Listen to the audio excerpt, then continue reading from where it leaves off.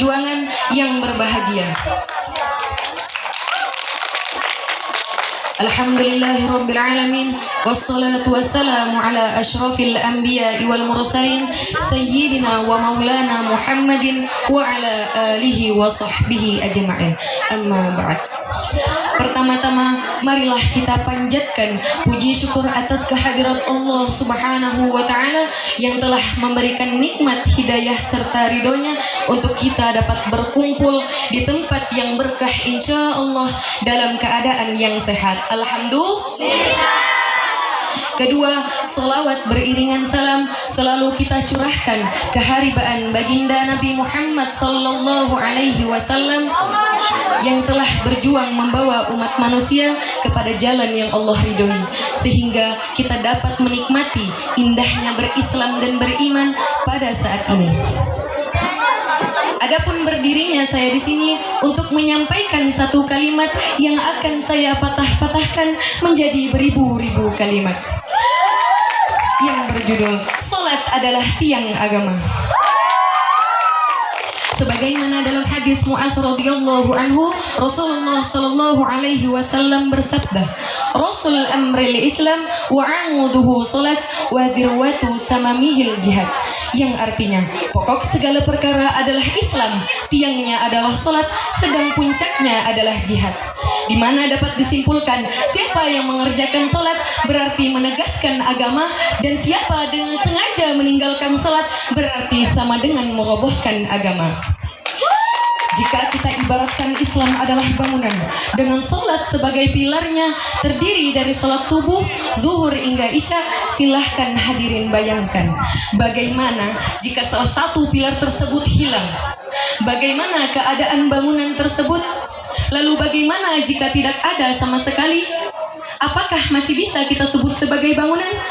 Begitu juga dengan Islam.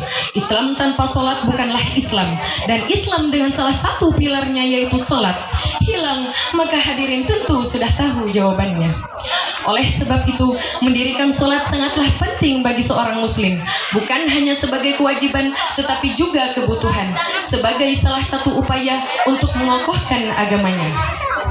Adapun hikmah melaksanakan salat diantaranya adalah: pertama, mendekatkan diri kepada Allah Subhanahu wa taala, karena salat merupakan sarana bagi kita untuk mendekatkan diri kepada Allah Subhanahu wa taala.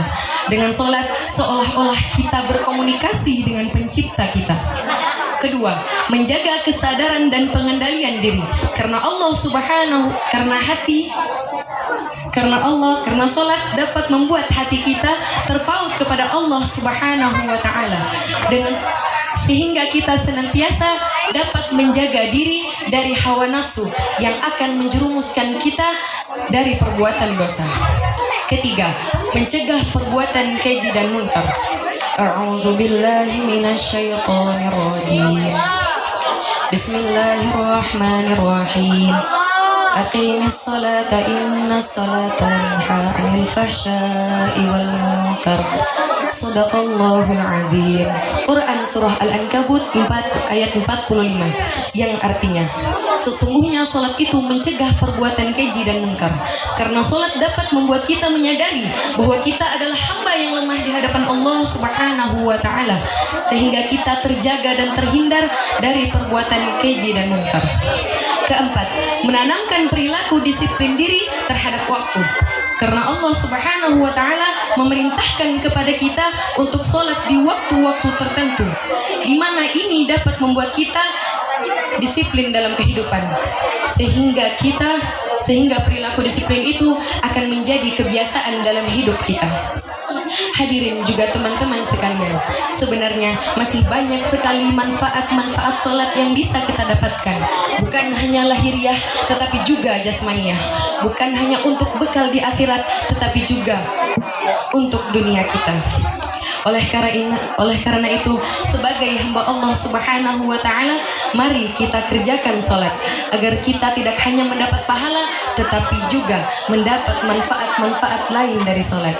Demikian yang dapat saya sampaikan, lebih dan kurang saya mohon maaf, dan kepada Allah saya mohon ampun. Sebelum saya salam, izinkan saya berpantun. Sohib aneh jadi ulama. semuanya udah sampai Berlin. Sholat itu adalah tiang agama, jangan sampai kita tinggalin. Makan bakwan kena paku berkarat, angkat peti isinya berat. Hai kawan, ayolah sholat, ingat mati, ingat akhirat. Akhirul kalam wabillahi taufiq wal hidayah. Assalamualaikum warahmatullahi wabarakatuh.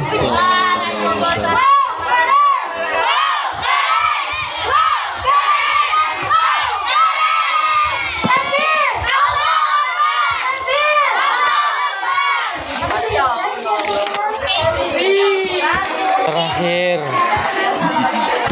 Dewan juri yang terhormat, kita lanjutkan peserta yang terakhir dengan nomor urut 21 atas nama Agus Setiawan, kelas 3 MTS, perwakilan dari Pondok Pesantren As-Salam, kepada